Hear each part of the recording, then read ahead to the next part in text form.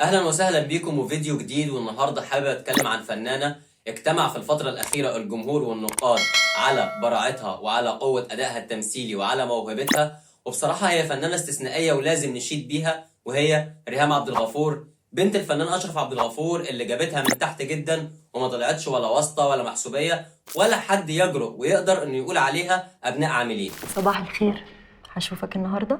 نمشي نروح فين؟ هي دي مش سارة خطيبتك الأولانية؟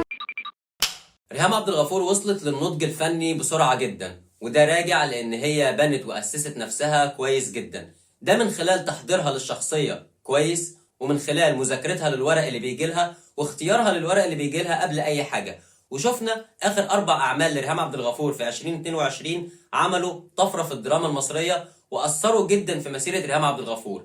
يعني مثلا مسلسل منعطف خطر، ومسلسل وش وظهر، ومسلسل غرفة 207، واخر مسلسل اللي بيتعرض حاليا مسلسل ازمه منتصف العمر. واللي بيعجبني في ريهام عبد الغفور ان هي فنانه متنوعه بتقدر تقدم الادوار الصعبه والمركبه، زي ما شفناها مثلا في منعطف خطر الام اللي خدت صدمه قتل بنتها وصدمه جوزها اللي طلع مش جوزها وعايش معاها باسم مستعار، وقدرت ازاي توصل لك المشاعر والاحاسيس بتاعتها، وكل رياكشناتها وتعبيرات وشها كانت صادقه جدا وكانت لايقه على الدور معاها. ريهام في مسلسل منعطف خطر اضافت للشخصيه بتمثيلها. أنا لسه بحاول أفهم واستوعب إنك كنت المعلم عثمان جمال اللي حبيته واتجوزته. هي سلمى معاكي؟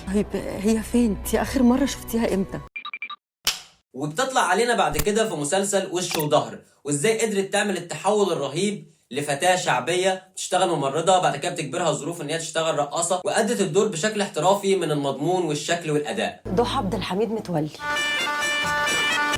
تسمعش الكلام، تيجي متأخر بتنام على المكتب. طب يلا يعني يا دكتور، هو المولود هيسأل تخصص حضرتك ايه؟ انا اسفه، اسلوبي معاك امبارح ما كانش حلو، بس غصب عني والله كنت متضايقه.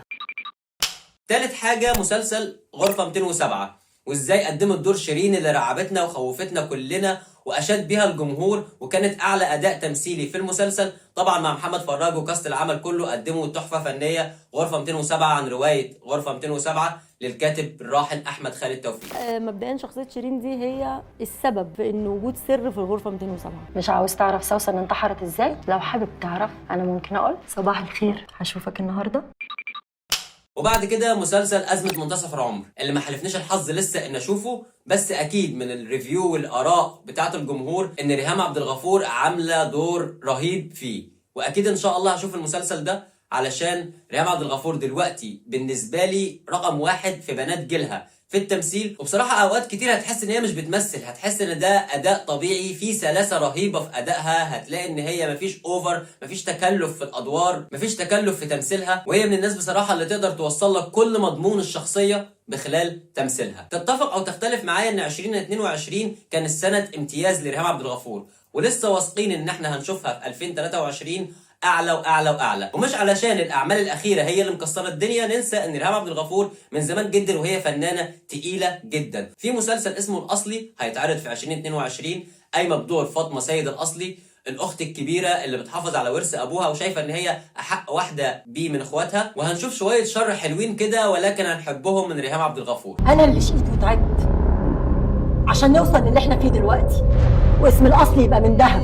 الصبي لو شم فكره هتتجاهل هيبلعك. انا كده خلصت فيديو النهارده. لو عجبك الفيديو ما تنساش تعمل لايك، تشترك في القناه وتفعل زرار الجرس علشان يوصلك كل مراجعاتنا اللي جايه. اشوفكم بخير.